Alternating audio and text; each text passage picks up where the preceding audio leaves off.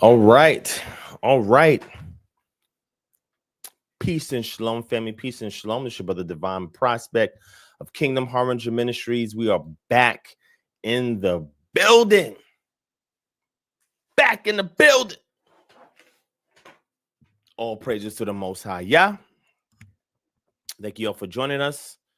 This is another Freestyle Friday session. It's not going to be too extensive. We're going to keep it pretty brief, but I'll try to, if I can, answer a few questions here and there. I want to talk on something real quick that we can look forward to in anticipation of next Friday. So next Friday, I will be having a preliminary discussion with the brother in regards to a statement he made on Facebook. I think I could show it to y'all. Let me see if I can show it to y'all. Yeah, I could show it to y'all.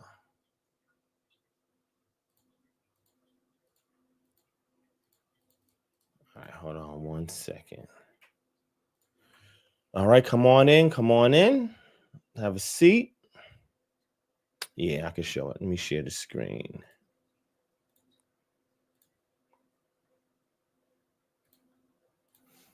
And yeah, let me say, I appreciate all the support, y'all. Thank you so much. The last session that I did, I got a lot of feedback from that. But there's nobody here to defend either position, whether we're talking about Yahweh's Enlil or Ahaya, or what we're dealing with Mormon theology being Israelite records in history. So those challenges are still put out there. I'm still waiting for somebody to step up to the plate so I can have the dialogue with them, because the video's been shared in various different places and nobody showed up for it. It's all good. Challenge is still open.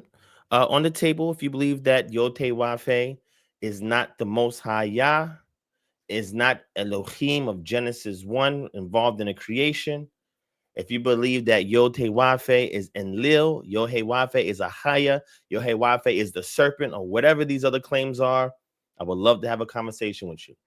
Take this to your moray, take this to your congregation, whether that moray is an actual physical moray that you see or one online.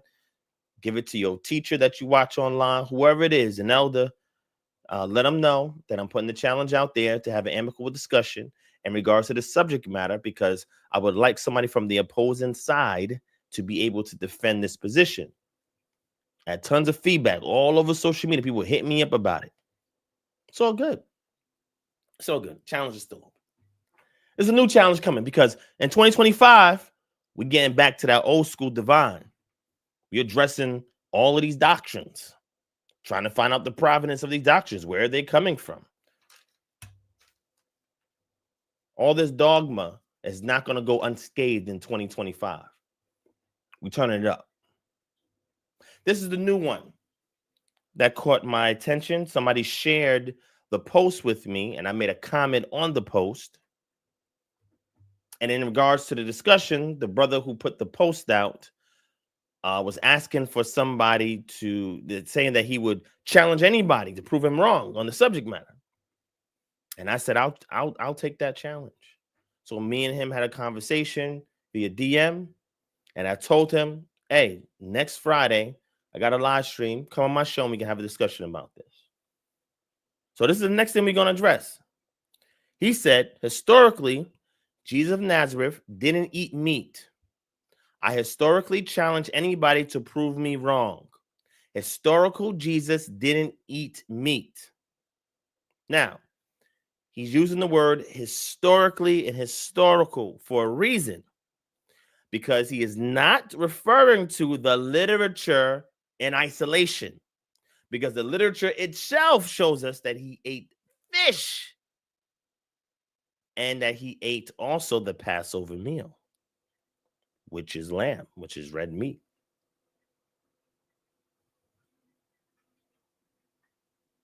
So with that being said, I just want people to know, in the ancient world, meat, people that eat meat like every day or all the time, was very rare, unless you were nobility, you was a king or something along those lines.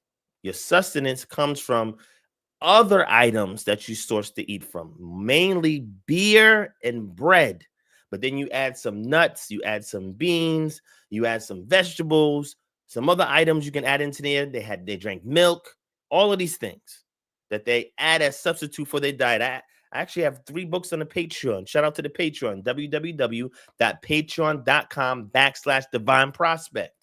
Because on the Patreon, I have almost 4 books that goes into the diet of Israelites during the Iron Age period and the 1st century.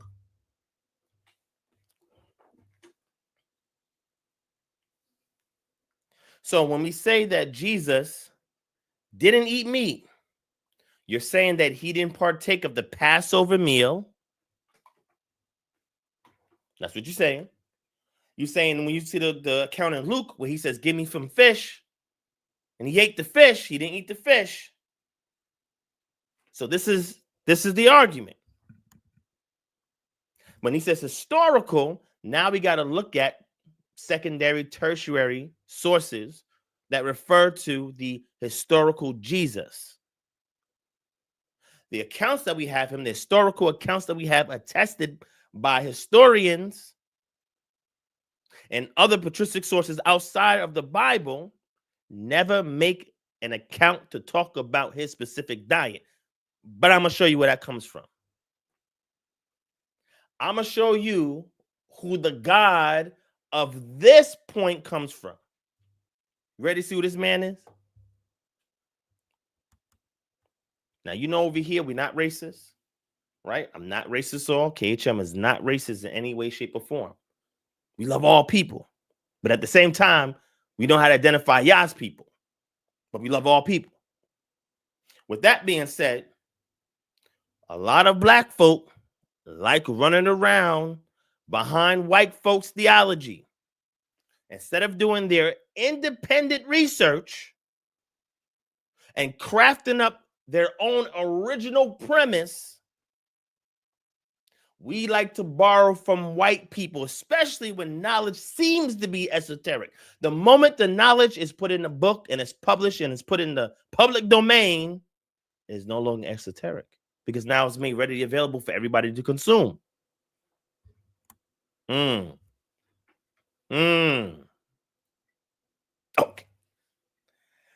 I'm going to show you the God of this point, and then we'll go back. I'm going to show you the sources, and we're going to go back. Because when it comes to next Friday, it's on. It's light work. I've done it several times before. On this channel, I had people come and challenge me with this same premise. And I know the source. And I'm going to tell you, the Essene Gospel of the Nazarenes is bogus. Or the Essene Gospel of Peace, some say, is bogus. It's bogus. And the author, Mr. Edmund, actually committed forgery. So I'm gonna go into this. I'm gonna show you the God of this. I'm gonna show you what he looked like. Again, you can't judge a book by its cover, right? We ain't judging a book by its cover. I just want to show you the God of this is. So when you see black folk running behind it, you know who their God is. And they try to conflate it with history and try to give it some credence. Mr. Edmund is dead. But the one challenge that's been put out there by academia in regards to Mr. Edmund's proposition, a self-proclaimed philologist, linguists, and everything else, we want to see the manuscript. Show us the primary source.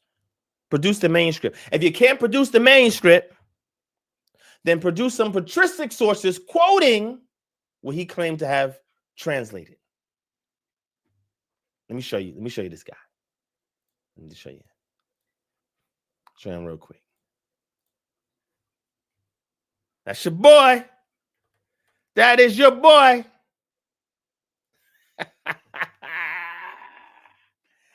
Woo!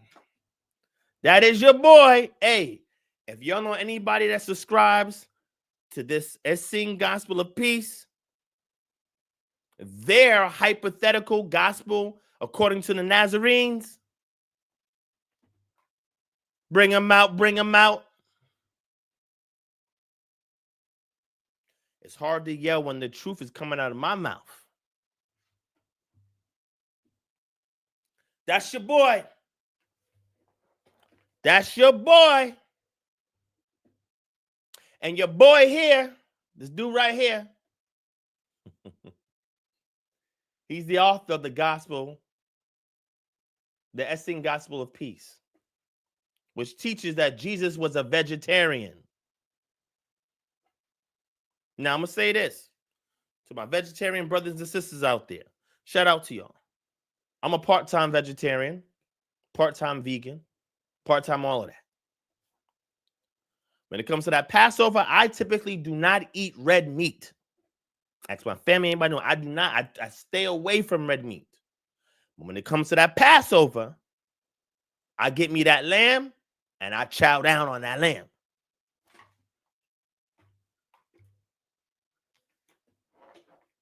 Give me some salmon, some rainbow trout, some red snapper, some flounder. I'm going to tear it up. And I'm going to give you in scripture, Leviticus chapter 11, that justifies the diet in which I keep. So with that being said, we have individuals in the community that have been teaching this for a long time. But no black person has taught it prior to him. No historian has taught it prior to him. No patristic source has spoke on it before him. If y'all keep and hold to that doctrine, this your God. This your God. You open up the floodgates today. I'm not playing around, bro. All right. Let me show you the sources. I'll give you some sources. All the books that they got to try and prove to me that no, this is historically accurate and this and that. I got all of them. But the one-on-ones for y'all, you have to read the material to know the one-on-ones. Let's pull up the one-on-ones. I'm going to pull up the one-on-ones.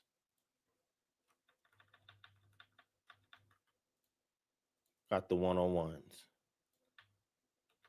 When I was in the ciphers, the nation of gods and earth, we had to know the day's mathematics. We get that from out of our one-on-ones. Without the one-on-ones, you can't formulate the day's mathematics. Uh-huh.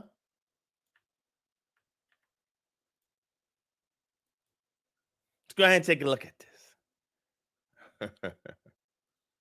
Oh, yeah, I got more. Give me 1 second. I'm bringing it up for y'all.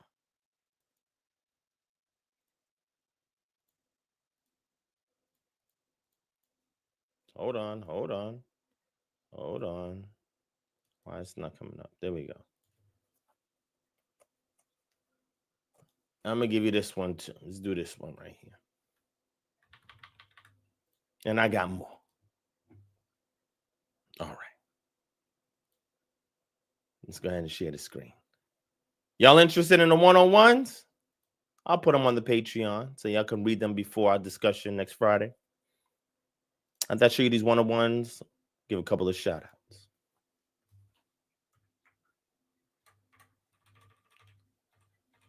There it is. The Essene Gospel of Peace. This is book 4. It's the last in that series. Book 2.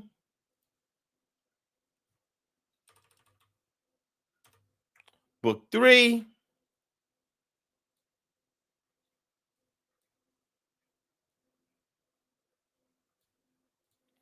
And book 1.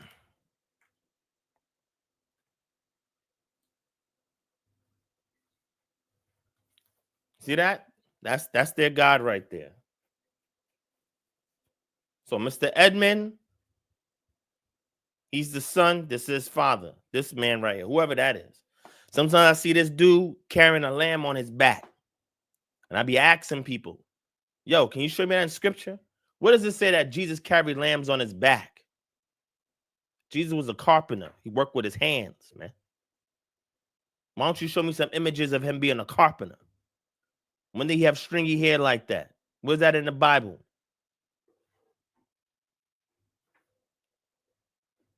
Show me in the Bible where his skin was that pale. Where's that in the Bible? I'm just saying, let's be historically accurate. I have 2 articles and 2 books on the Patreon discussing the ethnicity of Jesus from scholars. It's a non-biased source. But this here is the Lost Scrolls of the Essene Brotherhood. You know what's funny? Trying to be cool. Somebody come on in here and we have a discussion. Mr. Bordeaux, Edmund Bordeaux, Zekley, right? He had a version of this before the Dead Sea Scrolls was publicly published. And then after the scrolls were published, he edited. He edited his book to a new one about John. And then he committed a forgery from out of a publication from the Dead Sea Scrolls. Bro, we got all this evidence, man. It's light work. It's light work. But if you want to know his doctrine in regard to his diet, just the book right here. The Essene Way of Biogenetic Living. Or Biogenic Living. Hold on. Let's pull that out so y'all can see. Look at all the symbolism in there. Look at that. I've been studying masonry for a long time. I got family members and friends who are Masons. I know Masonic imagery when I see it. See that light? Woo! Okay. All right. All right. Let me fall back. Be good, Divine. Be good, Divine. All right? Tuck the beast in until it's time. But this right here, this is their Dietary Bible. Mine comes from Vayikra chapter 11, Leviticus chapter 11. Mr. Edmund also says that the gospel accounts that we have are fake, not accurate. Why? Because it shows that Jesus ate meat. That's just one claim from it. Many more. But let me show you this. I'm going to do this. There's tons of cult leaders who have created their cults around what they think is esoteric information. A lot of them claim to have translated ancient texts. Brigham Young. I was about to say Brigham Young. It wasn't Brigham Young. Brigham Young was the successor. Your Mormon leader,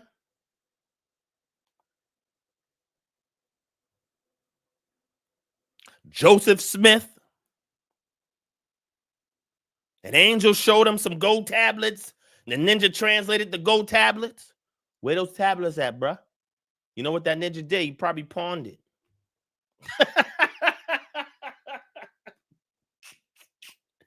Joseph Smith pawned those gold tablets.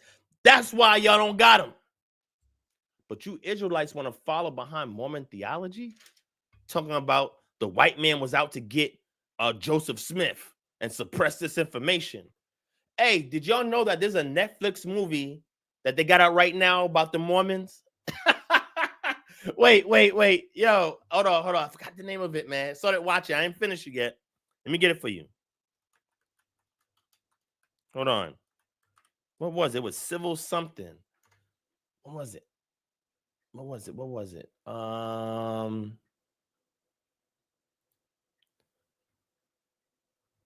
I think it's wait, where is it at? Hold on, I gotta get it. I think it's American Primeval. I think that's it. Hold on, let me see. Let me confirm. I think that's it. Where the daughter, is that it? Yeah, I think that's the one where the mother and the daughter were trying to escape. Yeah, mother and son is fleeing from their past form, a found family while confronting a harsh landscape of freedom and cruelty in the American West. Yes. So the name of the movie is American Primeval, and it's not a movie, it's a TV series. And I started watching it. I was like, oh, okay. Hey, Brigham Young, the successor to Joseph Smith, that's the ninja that created the institute called the Church of Latter-day Saints, what we know as today, or the Mormon Church, the Christian polygamist group.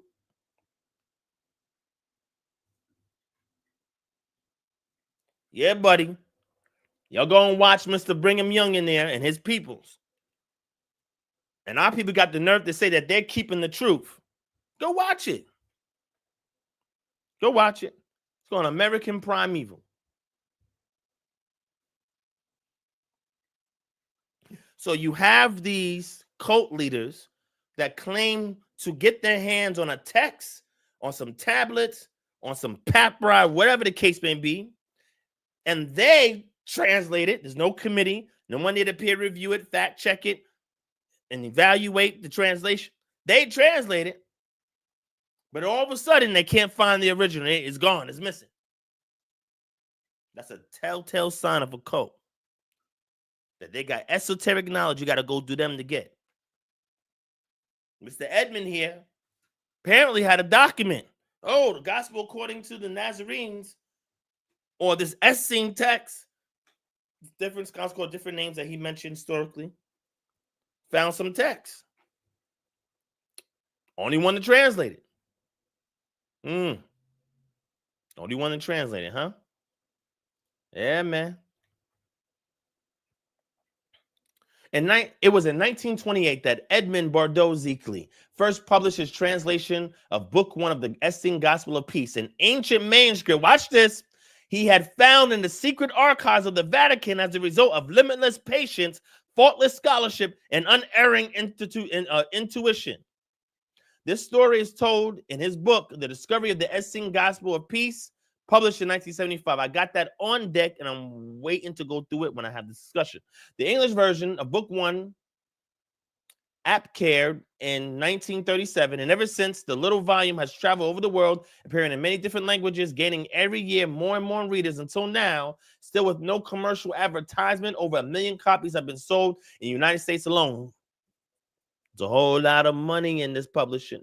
So let's keep going. It was not until almost 50 years after the first French translation that Book 2 and Book 3 appeared, the unknown books of the Essenes and lost scrolls of the Essene Brotherhood, achieving rapidly the popularity of Book 1. In 1981, Book 4, The Teachings of the Elect, was published posthumously, according to Dr. Ziegler's wishes, representing yet another fragment of the complete manuscript, which exists in Aramaic in the secret archives of the Vatican and in Old Slavonic in the Royal Library of Habsburg, now the property of the Austrian government. The poetic style of the translator brings to vivid reality the exquisitely beautiful words of Jesus and the elders of the Essene Brotherhood. Some of the chapters that sing communions, the sevenfold peace, the holy streams of life, light, and sound, the gift of the humble grass. Bruh, your man got this from the archives of the Vatican. That's what it's saying. That's what he proclaimed. And in the book that he wrote about this, his discovery book, he goes into detail about this.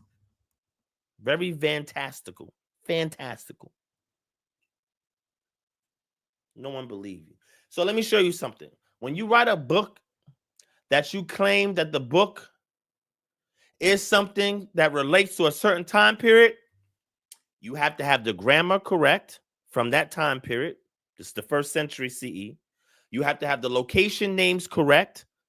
You have to have the common names of people that was used at that time in the same frequency in which we find it in both papyri and in archaeological artifacts. You have to use the same idioms used during that time frame. You have to mention different history that was going on during that time frame. You have to even have some loan words. Because if you look at our ancient texts, it takes years and years and years of academic scholarship to unravel just the language used during that time period alone. Which means you're going to come across some words where you do not know how to translate, so you have to transliterate it.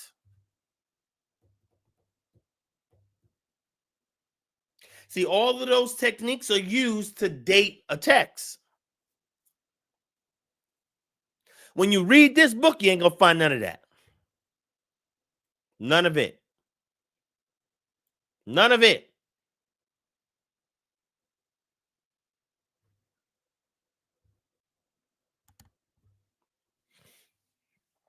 Oh, wait till we bring out that forgery. We ready for it. All right, let me give a couple of shout outs. It's getting hot in here. Shout out to Yah Pray, Nazarene of the Way, Kaya Houston, W. Mac, You Love Yah, Emmanuel, Michael Holland, Janelle, Goldmine ENT, Joseph Donald, Get Wise, Ron Shavat Benlewi, Tiffany Smith, Yamin, Sincerely Cherie, Jeremy Harris, K. Israel, Stacks 2296, Big Chief Prince Vision, Ak Elihu, Michael Pooj, I'm saying right, John and Dorsey, Yahoo, Van Bone 30, Super Skills TV, Gavin Miller, and Karen Gittins. Shalom. Also, so y'all know, we're working on the details for our KHM Toronto chapter launch. So stay tuned to those details coming soon. So this is what we're working with. This is what we're working with. And so what they're going to do is they're going to go and they're going to look for historical quotations and citations like Hegesippus, Jerome, Origen, where they make references to Nazarenes or a book or gospel according to the Nazarenes and the Ebionites. And they're going to say, oh, this came from that. That's what they'll say. But if they study, we have patristic sources such as Jerome who quotes from these texts when he does his commentary on various verses in the Bible. None of the things that he quotes is found in here. None of the things that any patristic sources quote from the gospel according to the Hebrews, gospel according to the Nazarenes, gospel according to the Ebionites that they claim to have seen, and some of them didn't see, they just get word of mouth. None of it is found in here. That's how I know this has nothing to do with the historical text called the gospel according to the Hebrews, gospel according to the Ebionites, gospel according to the Nazarenes. It's unrelated. Also, we have Palestinian manuscripts from the 3rd and 4th century. 3rd to the 5th century. That has marginal notes that make reference to the gospel according to the Hebrews, gospel according to the Ebionites, gospel according to the Nazarenes. And none of those margin notes that are quoting from this source, not this book, but the actual primary source, is found in here. It's not found in book 1, 2, 3, or 4.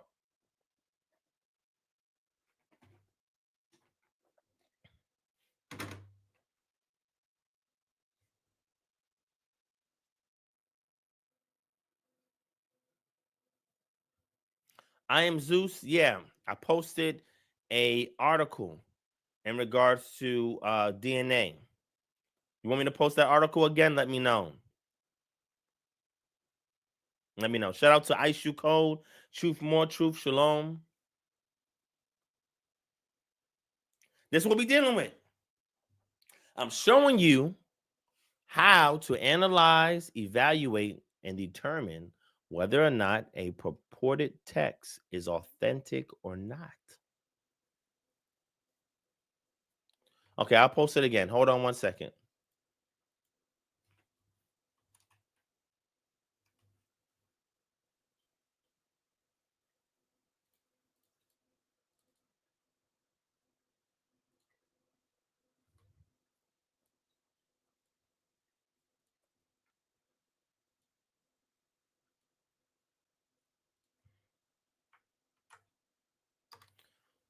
All right, there it is. There it is, brother. All right. So let's fall back. I just want people to know what I do with this Essene Gospel of Peace. I use it as a paperweight. So I got the physical book. I use it as a paperweight. Sometimes I may need it to kind of hold the door open. Sometimes I may use it to like to prop things up.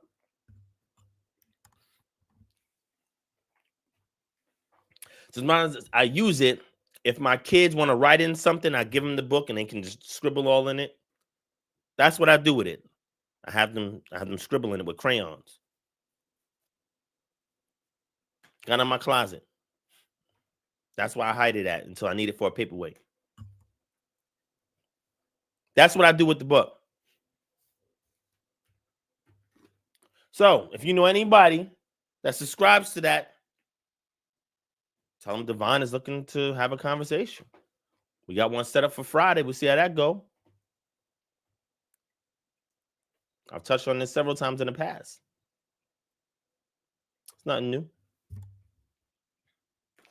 All right. So let's go ahead. Let's move this off the screen. On the Patreon, we got a new post that I posted on the Patreon. I'm going to show it to you. So academic blog that I did today.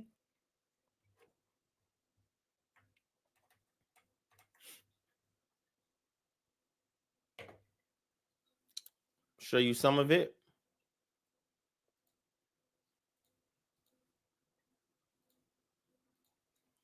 All right. This one is called Slaying the Serpent.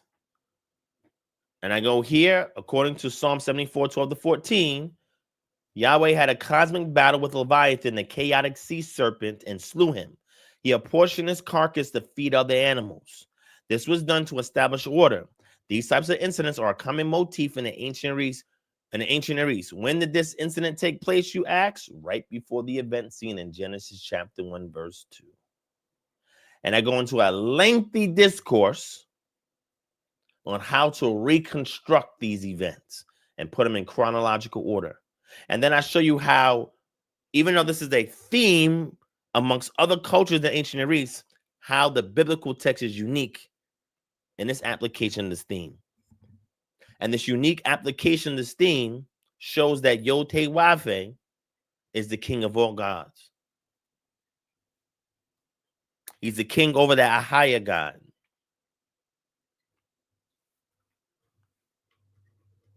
Well, how can he be the king over the Ahaya God?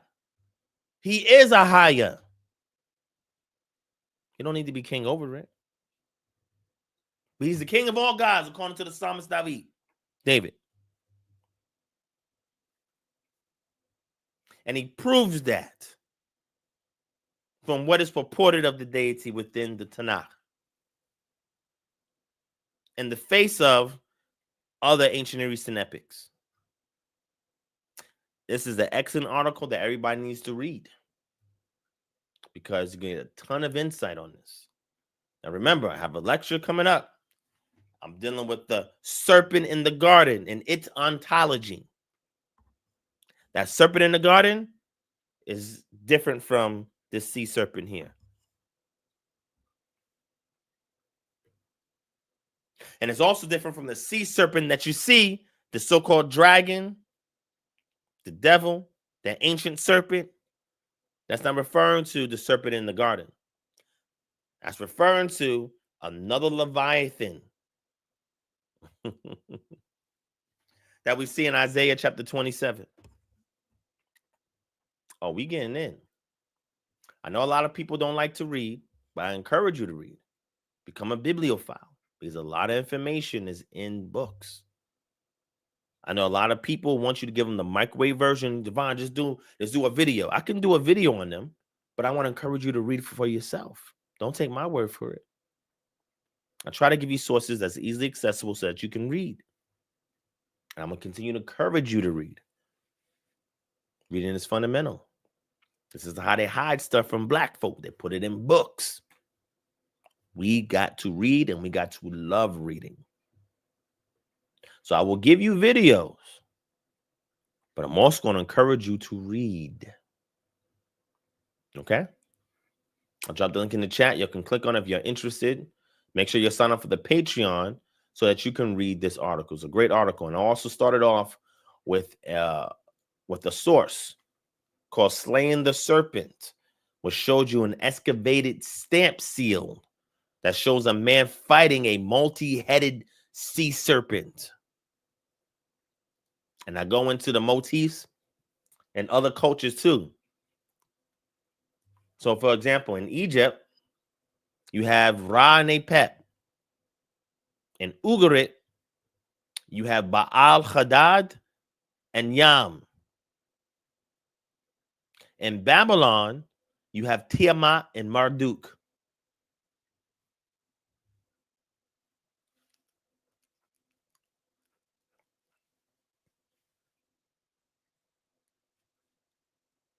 All right, so let me see what questions y'all got before I wrap up.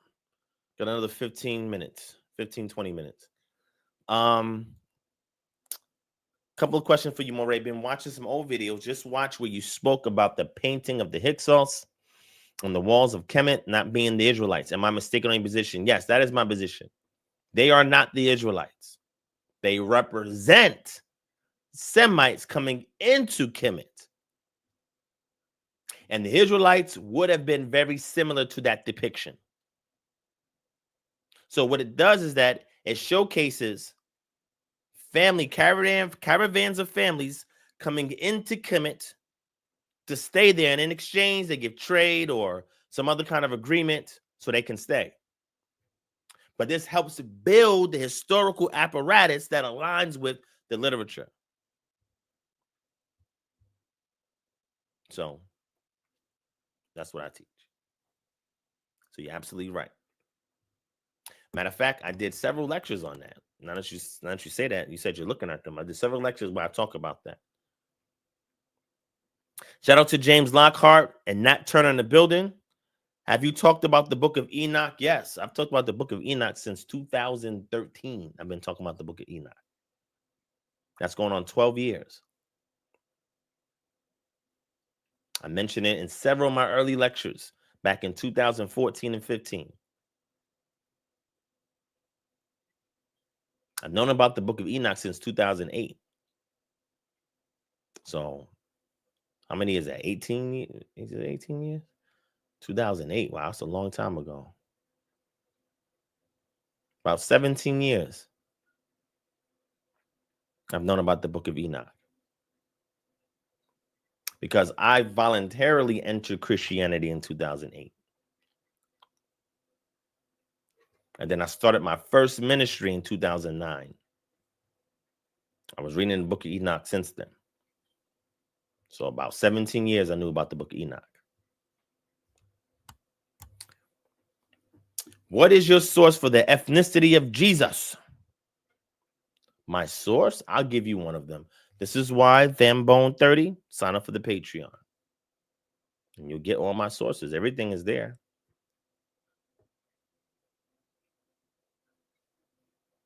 I'll give you one book. Let me pull it up.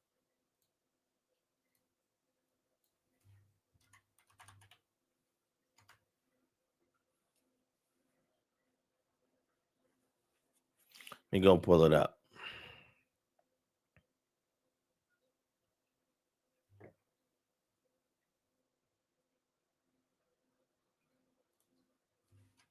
Thambone, I pay attention to all these comments you be leaving, brother.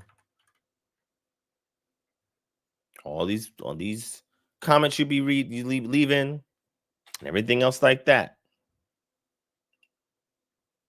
I'll be seeing them. I pay attention to them.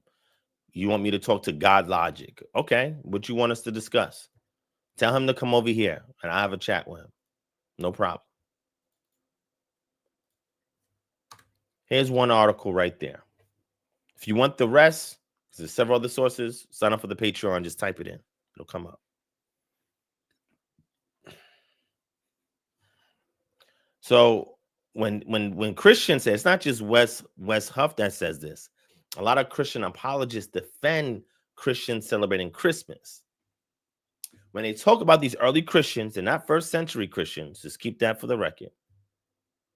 So when we're getting later on in history with this idea, this notion of the importance of the birth of Christ, the importance was on the resurrection of Christ, his death, burial, and resurrection. And then over time, inquiry started going into his birth. You know, as you develop this Trinitarian theology. But the Christmas that they celebrated during that time, it's not what we celebrating today in 2025, bro. Definitely not. Nazarene of the Way, you already know what time it is, bro. I never said you was a Trinitarian. Who said that? Who said he was a Trinitarian? Somebody call him Trinitarian? Yeah, so the book of Enoch is a book that is canonical to certain churches, like the Ethiopian church, etc. The book of Enoch was also highly regarded amongst the Dead Sea Scrolls because we have fragments of it there. There's also a Slavonic manuscript of the Gospel of Enoch. The Gospel of Enoch has a heavy influence on the so-called New Testament. The concept of the Son of Man that you see in the New Testament pulls a lot from the book of Enoch. Then we have direct references in the New Testament to the book of Enoch. So to subscribe to the New Testament and not acknowledge that the book of Enoch has some canonical value goes to show that you're unaware of how to make those connections. But if you go to the Patreon, I got 6 books on it. It's a whole series that got like 6 books on it. Excellent, excellent books. All you got to do is just go to the Patreon, type in Son of Man, and you see all these sources come up. It's fascinating too.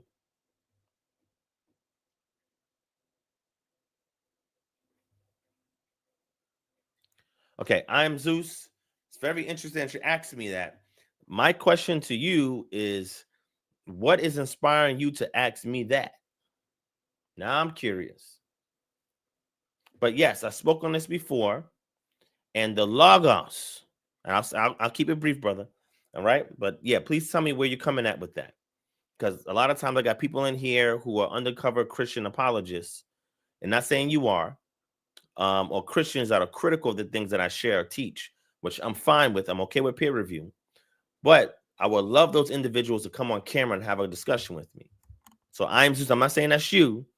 I'm just saying I would like to know the origin of you wanting to ask me that, but I'll address it. So I say this, and I said this on a Clubhouse session, right? In regards to the Logos, as is understood in Hellenistic Judaism, and this is being pulled from Greek philosophy, from successors prior to them, the Logos had many meanings in regards to Greek philosophy. The Logos being the word, can mean reason, can mean thought, can mean any of those things. But if we're talking about it in relation to theology, it is believed to be an intermediary instrument that the Most High uses to communicate to his creation and to create, to bring about his will. That's what the Logos is. I don't teach that the Logos is a person. The Logos is not a person.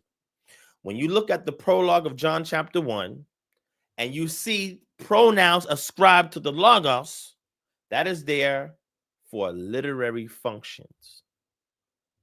It's called personification. Very similar to what we see in Proverbs 8. Why? Because these are Hellenistic Jews who are the recipients of this Greek text. but they're Jews nonetheless. Philos of Alexandria has conveyed a lot of the concept and ideas that was in the minds of Hellenistic Jews in the 1st century CE. This idea of the Logos being the intermediary instrument between the Most High and his creation, that is what we see in John chapter 1, because these Jews went to synagogues. These Jews spoke Aramaic primarily. Some of them who were Hellenized knew Greek, especially the ones outside of Jerusalem, outside of the land of Israel. They spoke Greek because that was the lingua franca. That's the language of trade, language of diplomacy. But they're still Jews nonetheless. And if they're Greek-speaking Jews who are Hellenized, then their perspective is going to be very similar to what we had from Philos. What the author of the book of John has done is taken this concept of the Logos and he applies it in relationship to Yeshua. The prologue is not part of the narrative. It is there to predispose you of information before going into the narrative. Some scholars say that this was not written by John himself, but it was written by his Johannine community to combat Docetism or Gnosticism, which you see mentioned in the epistles of John. So, my brother, I am Zeus. Please tell me what brought this idea to mind for you to ask. I would love to know, brother, if you don't mind sharing. Okay. So the book of Enoch is not forgery. No. Who says that the book of Enoch is forgery? So how do you know if a book is forgery? It depends. There's various ways you can tell. If a book is pseudepigraphal in nature, then what it can do is claim to be the author. The book claims that its author is somebody that you will historically know, according to the Bible. And what it will do is insert things into this narrative it creates that comes from other sources. That makes it a forgery. It's a degree of plagiarism that's utilized in order to formulate this text. Like your man, Mr. Edmund Bordeaux Zekley. He's a forger. He forges stuff. Yeah.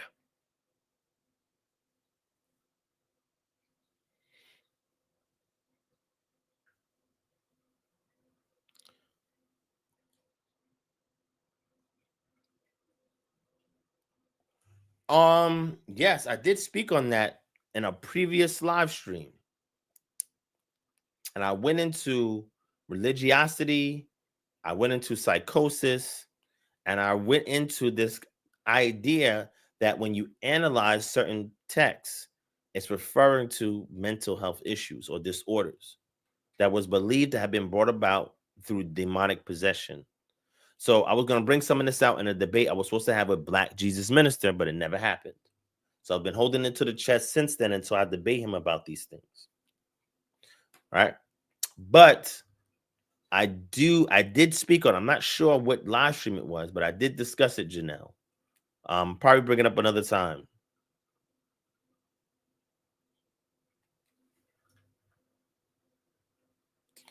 Okay. Let me see what you're saying, brother.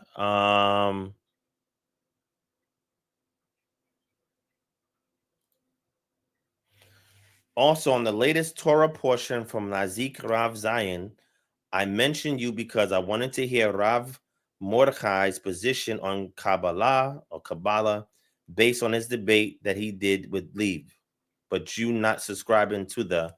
I think I listened. That was a Clubhouse debate, right? My brother Ron Shavat. If we're on the same page. I think that was a Clubhouse debate. Subscribing to the oral tradition, and Nazik Rav Zion requested a dialogue with you about it. Wasn't my intent to do this, but it happened. Are you okay with that? And are you willing to have a dialogue about the oral tradition? Sure. Have him email kingdomharbinger@gmail.com. My admins will grab it. I'll have a conversation about it with them, and then we'll go from there. Do you think the Gospels pulled from Greek and Roman mythos motifs? or Greco-Roman motifs. No,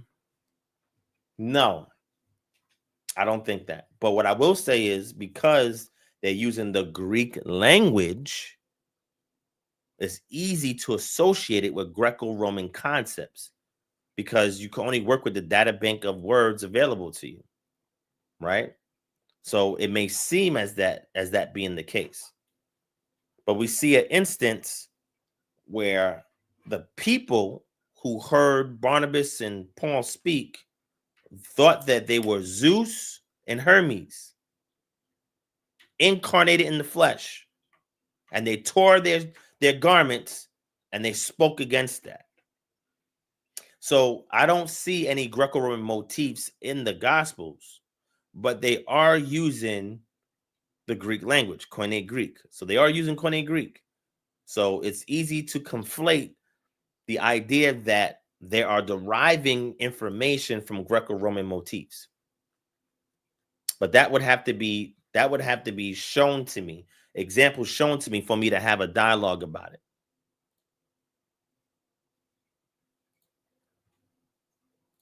Kodak, let's make sure that we respect and support our own that put in this work. Thank you so much, my brother. I appreciate the donation. Really appreciate that. Thank you. And John Lockhart, you said, it's Revelation 12:13. Who would you say the woman and the man child is? Well, according to the typology used there, the woman would be Israel and the man child would be the Messiah. Hopefully that answers your question, brother. So Enoch, Jasher, Jubilees are said to be pseudepigraphal books. All right. So when we say pseudepigraphal, what that means, pseudo means false. Pigrapha means writings, false writings. What did it mean by false writings? Meaning that whoever authored it used the name that people are familiar with in order for the work to be read and or deemed authentic. So when I say the book of Enoch, I'm talking about the book of Enoch that inspired the New Testament, that New Testament authors quoted from, New Testament authors alluded to. So Jasher is a much later writing. And I went over this in my lecture last year, the one I did about Shechem and Dinah. Jubilees is a commentary. It's a midrash, a commentary of Genesis and Exodus that's found amongst the Dead Sea Scrolls. The book of Enoch is also found amongst the Dead Sea Scrolls. Now, the book of Enoch, as we have it today, was not written by Enoch.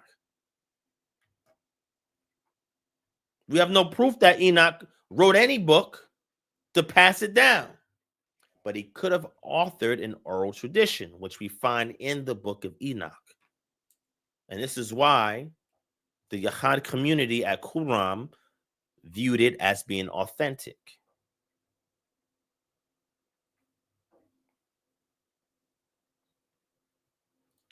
Gotcha, Zeus. Thank you, brother, for enlightening me on where that came from, because I was sensing that is where it came from. Yes. So I had a debate with Jada Smoke. Unfortunately, I don't have the full copy. I thought I did, but I didn't. I shared a preview of the debate on this channel, and I thought I had the full debate to upload it to Patreon. But when I went back to look at it, I realized that Patreon does not allow you to go back but so far to get previous recordings. So that was disheartening. But yes, when I introduced that, and I've been introducing this, I think since January of last year on Clubhouse, that when they look at the Logos from the position of a Hellenistic Jew, a Jew who has adopted Hellenism and who speaks Greek,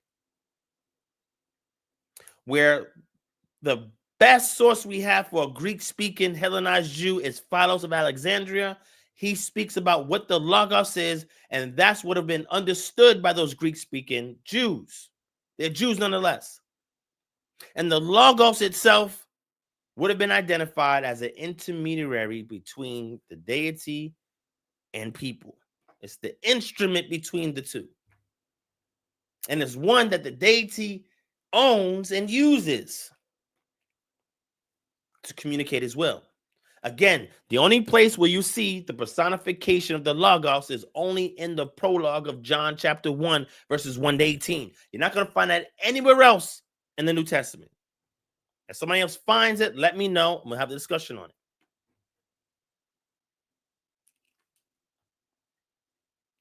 Oh, yeah, the Clubhouse debates go down. But yes, my brother, I have no problem having a discussion about the oral tradition.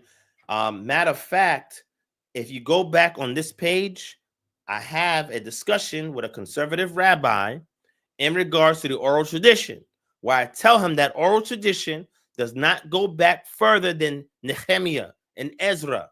It doesn't go further back than that. It stops right there. They would have to prove to me that it goes back further. What they do is they use a rabbinical approach to do so. The rabbis will say, oh, if you look in Devarim here, if you look in Vayikra here, it says then the other things that he mentioned and this, and that. So things in regards to the oral tradition, I'm not saying that no oral tradition existed during the Iron Age period. I'm not saying that.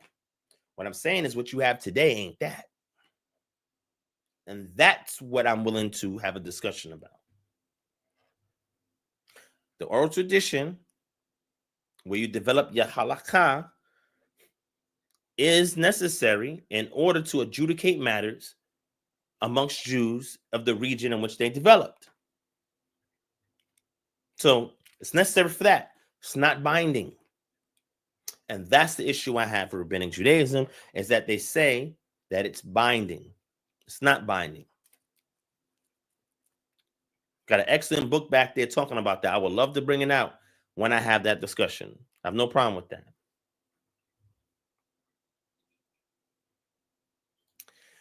The Essene Gospel of the Nazarenes is supposed to be the true gospel, meaning that it supersedes the gospel that you have in your New Testament today. And it is the true gospel where Jesus was giving esoteric teachings, very similar to Gnostic texts, to his disciples, talking about love and some other stuff, about the diet, where he doesn't eat meat or fish. He's a vegetarian. It's very interesting because John the Baptist ate locusts. You're not a vegetarian if you eat locusts. Because when you have the book of Luke saying that Jesus ate fish, that goes against somebody who's a vegetarian. So they purport to have translated an ancient text that we have no provenance of, that's locked away in the Vatican somewhere in Aramaic, which is funny because there's no Aramaisms in this purported book. The Essene Gospel of the Nazarenes has no Aramaisms in it. And when I have this discussion, I'm gonna show that. When we go into my text that I use, the OSS, the Old Syriac Sinaiticus, that is my go-to gospels. You already know. This has the Matthew version of it. That's the closest you're going to get to a Galilean dialect of Aramaic. Because Syriac was developed from out of the area of Edessa and Antioch. Syriac is an Aramaic dialect. And when we read those texts, we can find Aramaisms all throughout the book of Matthew. But when I read this Essene Gospel of Peace, there's no Aramaisms in it. I don't see any of that. I don't even see transliterated words in there. You know what some transliterated words are? That we found in Matthew, that we know that the author who wrote that is not creating a Greek text.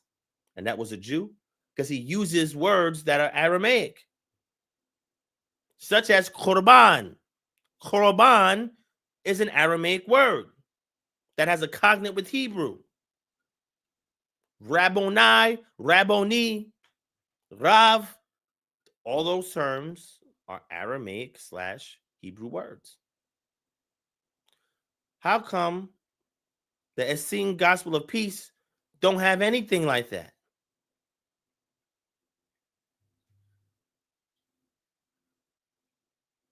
Don't have a lot of locative information either.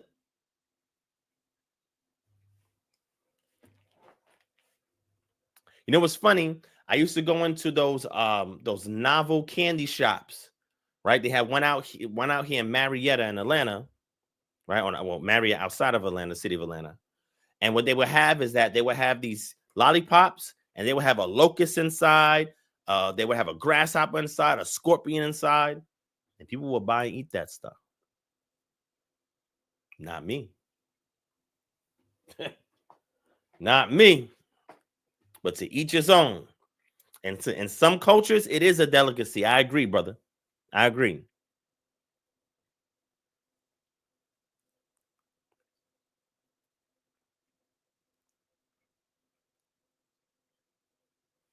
Okay, I see y'all having a conversation in the chat. That's fine. Jasher is Mirash. Thank you, Yahoo. Dawid Ben Yochanan. Thank you, brother. This is what I said last year in my lecture. It's Mirash. And when you understand what Mirash is, doesn't mean it's a bad thing. It just means that it's not canonical. It's commentary.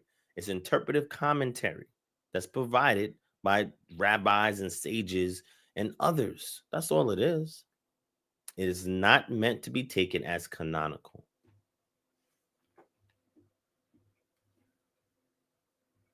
Okay. All right.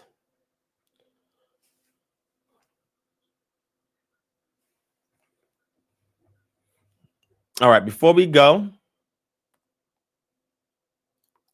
woo! They don't read the Septuagint or LXS around these parts.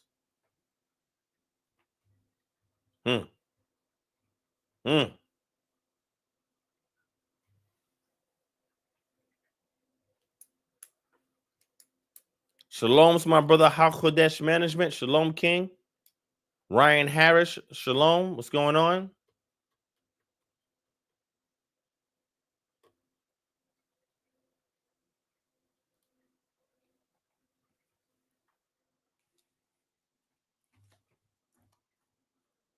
Yeah, brother. That is an excellent conversation. And it warrants a discussion. I agree. And I will just explain my position on it. You don't need the oral tradition, and you don't need Kabbalah in order to formulate a halacha, in order to interpret the text, in order to know the customs that have been maintained over time, the minchagim. You don't need the oral tradition for any of that. The oral tradition is supplementary to the written Torah. A lot of it comes from the Beit Din from the early 1st century, 2nd century, 3rd century. Before it was written down in about 200 CE. 200 CE is when we get the written Mishnah. And then we get the commentary that is added to the Mishnah, the Gemara, and that becomes your Talmud.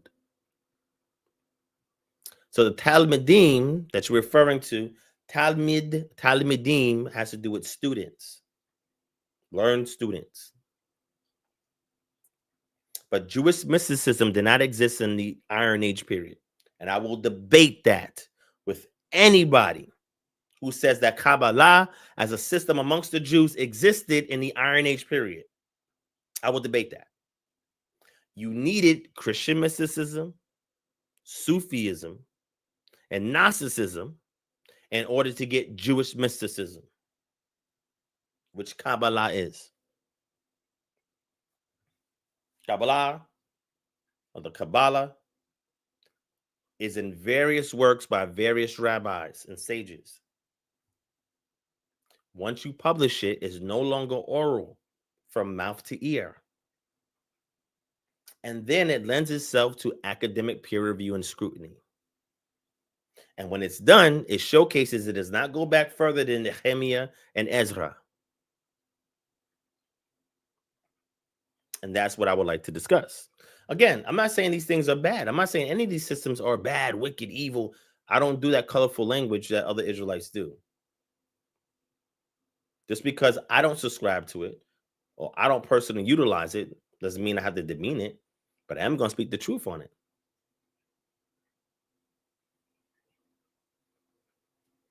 Shout out to Dark Side in the building. What's going on? Talmud the Commando. Shalom King. What's going on?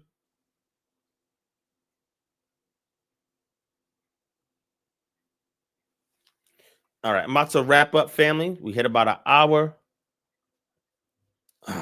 Well, you know, my brother Zero happens all the time, brother. Kemet got the answers. The answers to what question? What's the question or the questions, plural, that it has the answers to? And I know who Dark Side is. Haven't seen around these parts in a long time, my brother.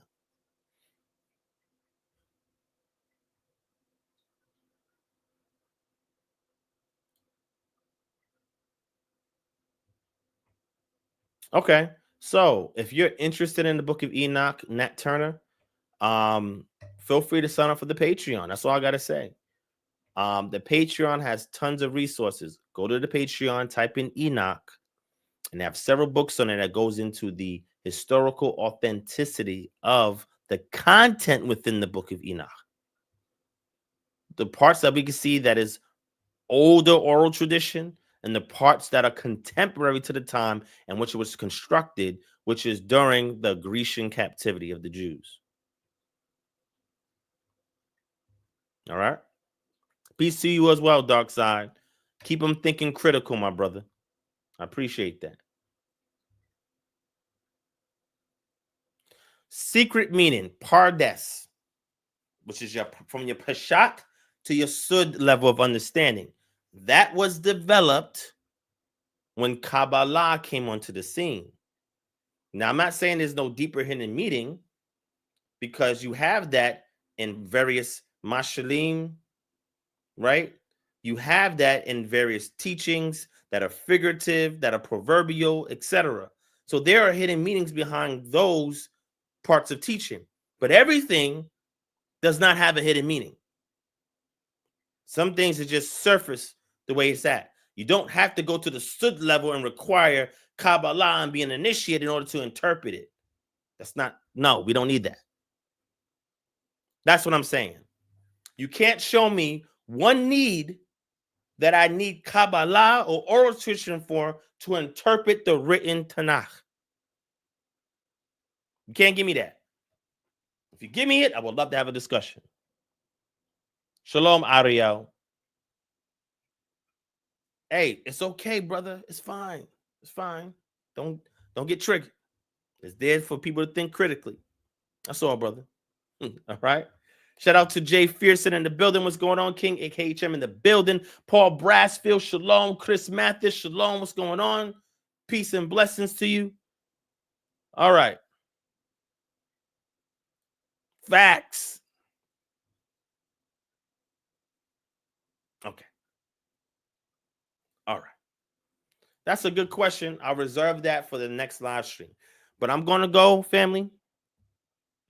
Family being home shortly. I'm going to go. Thank y'all for your time and your patience. I appreciate it. Next Friday, we will have our discussion in regards to this Essene Gospel of Peace, the gospel calling to the Nazarenes, or whatever they want to bring. I'm going to have all the books on deck ready to have the conversation. And if you know anybody that want to smoke, who subscribes to these positions, Yahweh being Enlil, Yahweh being the serpent, Yahweh being the devil or Satan or whatever, Mormon theology, the Book of Mormon being our Israelite records. Jesus didn't eat meat, pause, or fish or anything like that. Or anything else that come on. There's a whole bunch of other books. If you know anybody that subscribes to these things, tell them to contact Kingdom Harbinger Ministries, kingdomharbinger@gmail.com.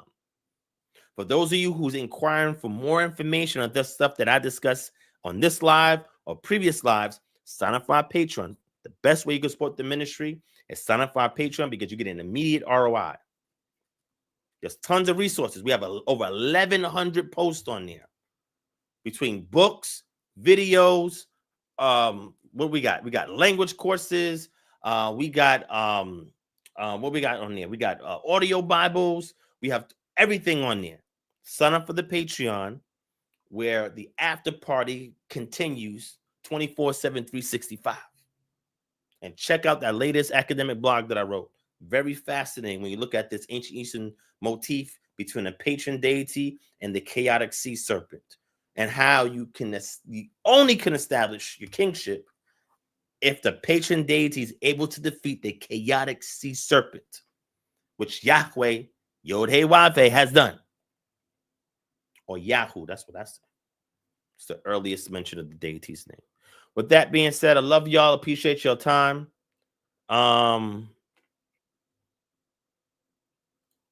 Yeah, email us, kingdomharbinger@gmail.com. Yes, we still have the music going. We have a new mixtape that's coming out soon. Another one. Part 4 coming out soon. And then we have the record label that we're working on as well. So yeah, music is still there. Hit us up. We'll give you the details. All right. So with that, family, I appreciate y'all. Thank y'all for watching. Look forward to see you on the next live stream. Sign up for the Patreon, www.patreon.com/DivineProspect. If y'all are looking for talit for your up-and-coming feast day events, click on the link in the description below and order yours ASAP before they're sold out. If there's anything we could do to serve you as a ministry, email us at kingdomharbinger@gmail.com and provide your feedback and let us know what we could do better and let us know how better we can serve you in the community. All right? So I love you, family. Thank you for watching. And as always, peace and shalom.